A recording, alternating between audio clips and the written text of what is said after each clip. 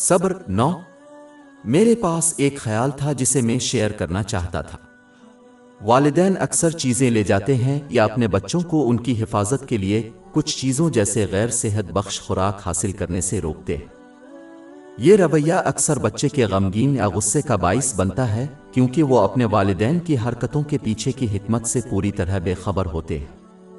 والدین کا یہ رویہ ایک ایسی چیز ہے جسے معاشرے میں بڑے پیمانے پر قبول کیا جاتا ہے اور اسے ایک اچھے اور ذمہ دار والدین کی خصوصیت سمجھا جاتا ہے۔ اسی طرح زندگی میں اکثر لوگ اللہ تعالیٰ کی طرف سے بعض دنیاوی چیزوں کو حاصل کرنے سے محروم رہتے ہیں یا روکے جاتے ہیں۔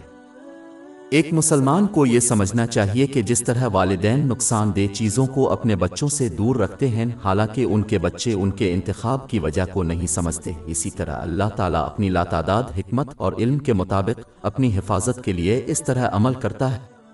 بندے خواہ لوگ اس کے انتخاب کے پیچھے حکمت کو نہ سمجھیں۔ لہذا جب بھی کوئی مسلمان اپنے آپ کو اس حالت میں پائے تو اسے اس سادہ سی مثال پر غور کرنا چاہیے جسے کوئی بھی شخص اپنے عقیدے سے قطع نظر رد نہیں کرے گا، تاکہ وہ صبر کرنے اور اللہ تعالیٰ کی دی ہوئی حفاظت کا شکر ادا کرنے کی ترغیب پائے۔ انہیں عطا کیا؟ انہیں غصہ اور بے صبرا ہو کر نادان بچے کی طرح کام نہیں کرنا چاہیے، کیونکہ بالغوں کا مقصد بچوں سے بہتر سلوک کرنا ہے۔ در حقیقت بچوں کو اس طرح کے برتاؤ سے معذرت کی جاتی ہے کیونکہ ان میں علم اور تجربے کی کمی ہوتی ہے، جبکہ بڑوں کو اس کی کمی نہیں ہونی چاہیے، اور اس لیے دونوں جہانوں میں ان کے رویے کے لیے جواب دہ ہوں گے۔